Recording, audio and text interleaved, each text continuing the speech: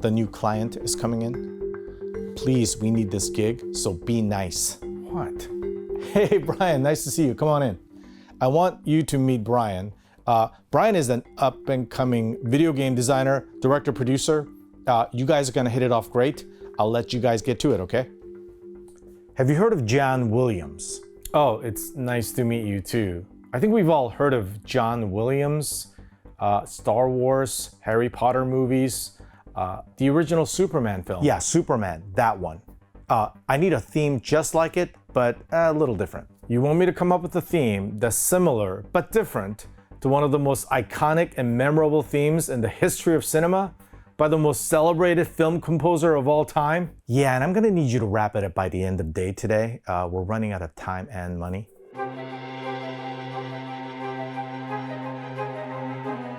If any of you have worked in the professional creative services industry, you'll know what I'm talking about. You'll come across certain clients where they demand something pretty extraordinary, and they have very little idea as to how challenging it really is. Now, to be fair, it's not the client's job to know what it takes to get something done. It's our job to diplomatically explain and provide an end product or service that meet their creative needs within their budget and time constraints.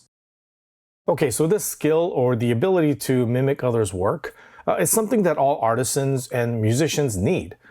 Beethoven was a preeminent student of J.S. Bach's work. Rembrandt was a student of Paul Rubens. We first learn to imitate, then from those influences, we find our own voice, or at least we try to.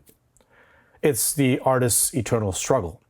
So yeah, do your own thing, we need to find our own unique voice, but sometimes it's good to learn to imitate and see if something works so that you can get inspired or just sharpen your skill set. So today I want to learn how this particular sound was made.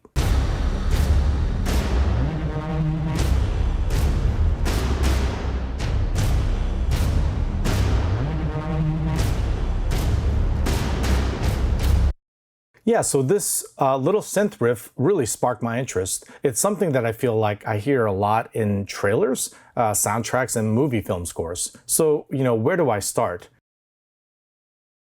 This is a score by Hans Zimmer, but I also know that Junkie XL, aka Tom Hockenberg, also worked on it extensively. That helps me a bit. I'm going to at least try to do some research online to see if they kind of straight up tell you how the sound was made. They don't. There's no mention of it online. And boy, I hope this isn't some kind of a preset of some synth. I mean, I don't think it is. Clearly, these guys are pros and they take pride in original sound design. So first, I think it's some kind of a glide analog bass. And second, there's a really cool pitch modulation that's aggressive, and the motion really helps to sell the sound, to cut through the mix, even though it's in that really tough lower mid frequency spectrum, which is really cool, by the way, a trick that's common in film and cinematic sound design. It's clearly in some kind of 16th triplet rhythm, I think. That modulation, it sounds like it's synced to tempo of some sort, but it's not like a constant modulation. There's some little bits of wobbliness that's not entirely clear. And third, it's nicely saturated or somehow overdriven, or both, through a distortion box or some kind of a tube distortion that really gives it that aggressive punch.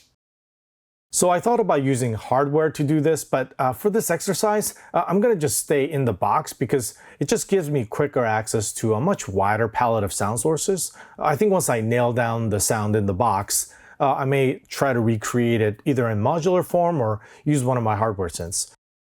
So initially I thought it was a Minimoog, which is always a decent guess most of the time, but I came across this preset called 5 AM Epic Bass on the Oberheim SEM emulation by Arteria, and it was pretty darn close.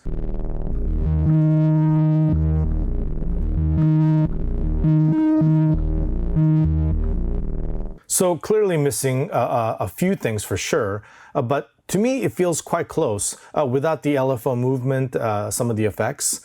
First, I want to dial in the glide here, so I'm going to turn on the portamento, right?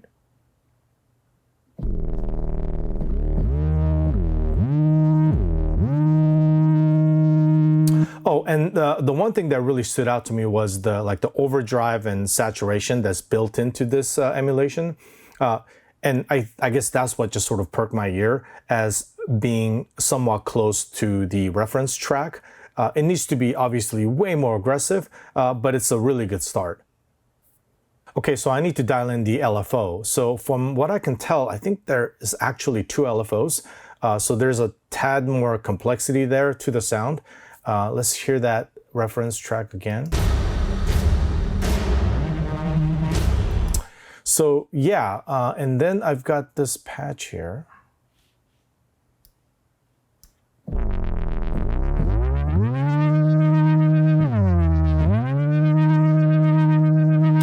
Yeah, I think it's just an LFO modulation to the pulse width, but it's not quite enough. It sounds, just a little too wobbly without any aggressiveness.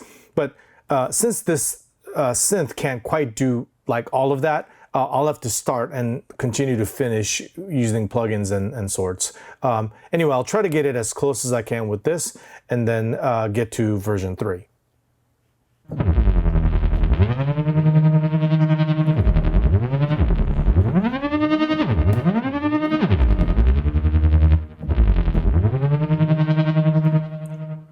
Okay, so I think we're getting closer. I had to add a couple of things to punch up the aggression. This harmonic analog saturation processor by Softtube to give it more saturation. And then even with that wasn't enough, I decided to add the bass amp room, which kind of gives even more like aggression and distortion. And also kind of softens up the top end a little bit so that it makes it a little more mid-rangey. And then from then on, the modulation, I went ahead and added the filter shaper, which gives it more predictable motion and that 16th triplet feel to the whole track. And then finally, to kind of like thicken up the sound, there's 2 different kinds of plugins, which is the dual harmonizer as well as the Octavox, which gives it that filtery, chorusy effect and body to the sound. And then finally, just the Echo Boy to kind of give it a little bit of shine. Here, let me unplug all those plugins and then add them back in one by one, and then we can take it from there. So here's the...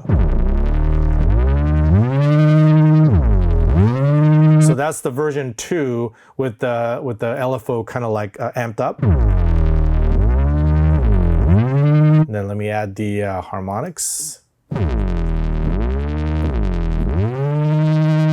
Yeah, so it adds that crunch to the little sort of the high end. And let's add the bass amp.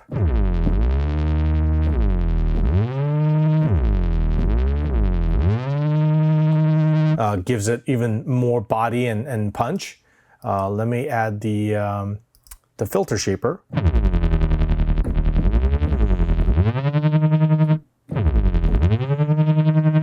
Gives it more defined motion, and then finally the thickeners.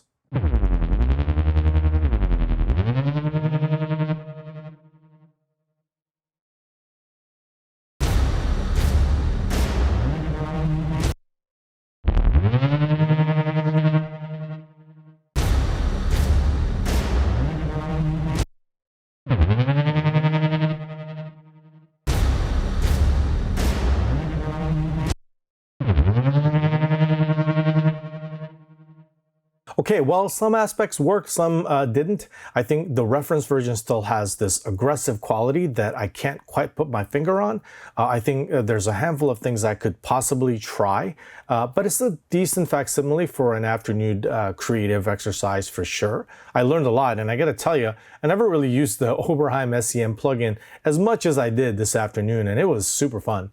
Besides, the point is really not to get it exactly right, but to just look at this whole thing as a challenge, an exercise, and so forth. In fact, it'd be great for you guys to take a stab at it. Certainly maybe get better results than I did. If you want to go ahead and do it, put it in the comments below with a link, and I'll check it out for sure. In the meantime, keep on creating, and I will see you guys next time, okay?